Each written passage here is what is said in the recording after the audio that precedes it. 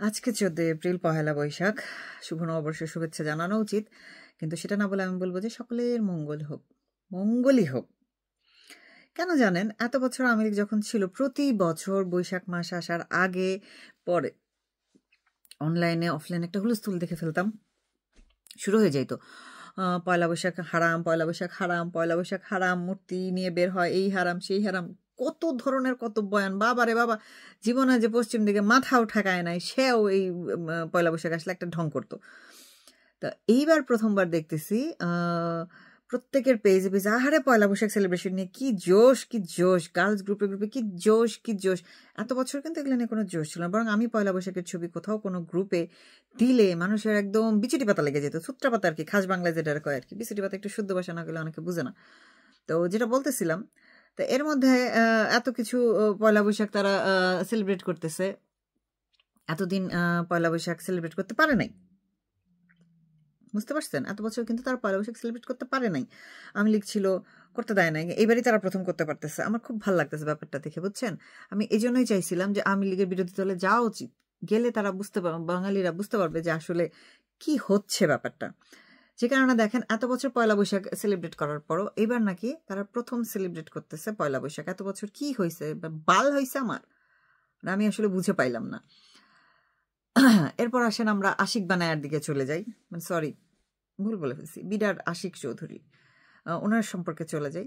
তো উনি এত এত ইনভেস্টের কমিটমেন্টের গল্প শোনালেন, এগুলো কিন্তু সবই কমিটমেন্ট, এখনো আসে না ইনভেস্টমেন্ট, জাস্ট কমিটমেন্ট হয়েছে, আসবে কি আসবে না কোনো সিউরিটি নেই। তো ওনারা যেহেতু আনস্টেবল একটা সরকার, অনির্বাচিত সরকার এবং পলিটিক্যাল গভর্নমেন্ট না হলে যে ইনভেস্টমেন্ট আসে না, এটা সবাই জানে। তো যেটা বলতেছিলাম, আসেন আমরা একটু দেখি তো 20-21 সালে কত টাকা আসছিল। 20-21 সালে আসছিল প্রায় 3,400 মিলিয়নের মতো আসছিল ইনভেস্টমেন্ট, এবং 21-22 সালে আসছিল 4,600+ মিলিয়ন, এবং 24 সালে ইলেকশনের পরেও 22-23 সালে আসছিল 4,000 প্রায় 450 মতো মিলিয়ন ডলার, টাকা না কিন্তু ডলারে ইনভেস্টমেন্ট আসছিল। এবং সেগুলোতে কেউ এরকম চটকদার ইংলিশ বলে নাই। আমাদের শেখ হাসিনা উনি যখন হাসি তামাশা হইতো, স্টেজের মধ্যে রং তামাশা হইতো, অন্যরা ফান করতো, বাট কাজের কাজ কিন্তু হয়ে যাইত, ইনভেস্টমেন্ট কিন্তু ঠিকই চলে আসছে, ইনভেস্টমেন্ট কিন্তু বন্ধ ছিল না। আর এরা এমন চটকদার IELTS-এ 10 পাওয়ার মতো একটা প্রেজেন্টেশন দিচ্ছে আমাদের আশিক বানায়, দেওয়ার পরে সবাই তো ধন্য ধন্য করতেছে, আহা কি খেলুম গো, কি খেলুম গো, পিটুলিগুলা খায় না, নৃত্য করতেছে যে দুধ খাইছি। তো সেরকমই ব্যাপারটা হয়ে গেছে। ইনভেস্টমেন্ট আসছে কি আসে নাই সেটা ফ্যাক্ট না, ফ্যাক্ট হচ্ছে এত সুন্দর ইংলিশ বলে, ও মাই গড। আমার কথা হচ্ছে, যে লোক হাই স্কুলের পরে সারাটা জীবন লন্ডনে থাকছে, তার ইংলিশ এত ভালো হবে না তো কি আমার বাসার কামলার ইংলিশ ভালো হবে? হ্যাঁ, নতুন একটা ক্লিপ দেখতেছি ঘুরতেছে ওইখানে, ওই যে সম্ভবত জন লিভারের মেয়ে, ওই ক্যারেক্টারটা, আমি আসলে চেহারা নাম জানি না। তো সে বাসায় কাজ করে, মানে একদম ফটাস ফটাস ইংলিশ বলে, যেটা দেখে বাসার মালিক চমকায় গেছে যে কাজের ভাই এত স্মার্ট ইংলিশ বলে। তো যেটা বলতেছিলাম, আশিক বানায় এত বছর লন্ডনে থাকছে, সে তো এরকম পটাশ পটাশ ইংলিশ বলবেই। ইংলিশ বলাটা তো কোনো মানে কারো কোয়ালিটি হইতে পারে না। এই ব্রিটেনের সবাই পটাশ পটাশ ইংলিশ বলে, তার মানে এখানে অনেক মানুষ ইংলিশ লিখতেও জানে না, এটা তো আপনারা জানেন না। মানে আমি বুঝলাম না, আরবি যারা বলে তারা সবাই কি হুজুর কামের লোক? আরবি ওটা মাতৃভাষা, আরবি ওদের ল্যাঙ্গুয়েজ, ওরা ওইটাই জানে প্রপারলি, যেমন আমরা বাংলা জানি।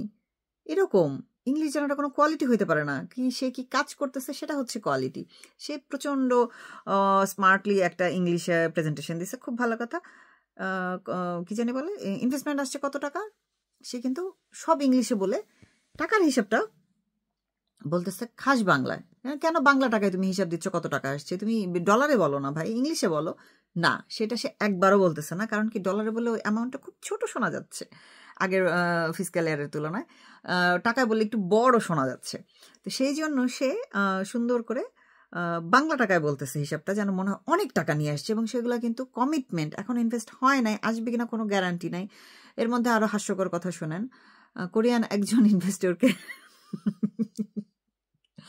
অনারেবল সিটিজেনশিপ দেওয়া হয়েছে, উনি নিচে হাসি মুখে নিয়ে টিয়ে দেশে ফিরে গিয়ে উনি বলছে এখানে ইনভেস্টমেন্ট উনি করবে না।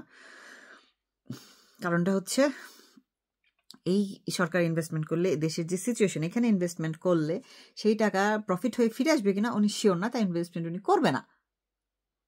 আশ্চর্য না, এত সুন্দর ইংলিশ দিয়েও কাউকে পড়ানো যাচ্ছে না। তারপর দেখা গেল সেই সন্দীপ না হাতিয়ার কোন এক ভণ্ড ওই টিকিট কি জানি বলে ট্যুর এজেন্সির টিকিটওয়ালারে সেটারেও নিয়ে আসছে ইনভেস্টর হিসেবে শো করতে।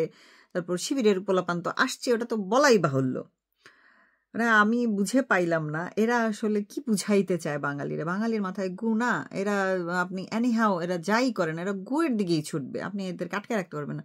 যে কারণে আওয়ামী লীগ এখন ক্ষমতায় না থেকে খুব ভালো হয়েছে, বাঙালি এগুলো শিখুক, এগুলো দেখুক যে মানে 15 বছর তারা কথা বলতে পারে না এবং তাদের বয়স হচ্ছে 20 বছর। 20 বছরের লোকজন যখন বলে তারা 15 বছর কথা বলতে পারে না, তখন আমার জিগাইতে মন চায় ভাই কি কইতে পারস নাই?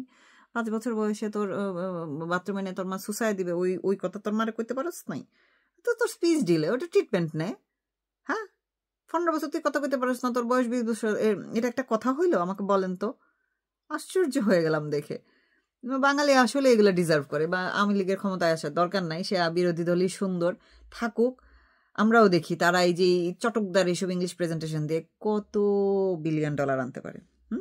আনছে তো কয়েকশো কোটি টাকা মাত্র, তাও সেটা মানে গ্যারান্টেড না। এর মধ্যে আবার দেখলাম 10টা কি জানি বলে ইপিজেড বন্ধ করে দিচ্ছে। তারা যেগুলো শেখ হাসিনা করে গেছেন সেগুলো তারা চালাইতে পারবে না, কারণ তাদের ইনভেস্টমেন্ট নাই। হোলি কাউ, তাদের ইনভেস্টমেন্ট নাই, তারা এই জন্য করতে পারতেছে না। আবার তারা দেখাচ্ছে তারা অনেক ইনভেস্টমেন্ট নিয়ে আসছে একটা বিজনেস সামিট করে। বিজনেস সামিটে ইলন মাস্ক আসার কথা, কোথায় সে? হ্যাঁ, একজনেরও তো কিছু নাই। থাক, আমরা ডিপে না যাই। তা আশিক বানায়ার ফ্যামিলি হিস্ট্রির দিকে চলে যাচ্ছে, সে দরবেশের সাথে ফ্যামিলি সে দিয়ে কানেক্টেড, সেই ফ্যামিলি কিভাবে টাকা পয়সা চুরিচামারি করছে সেই হিস্ট্রি তো মোটামুটি সবাই জানে। এখন আমার আর কিছু বলার নাই, আর ভাল লাগতেছে না। আশিক বানায় গানটা আমার ফেভারিট ছিল, পুরো নষ্ট করে ফেললো। কি বলবো, যা সে সেটাই বলি, সবার মঙ্গল হোক।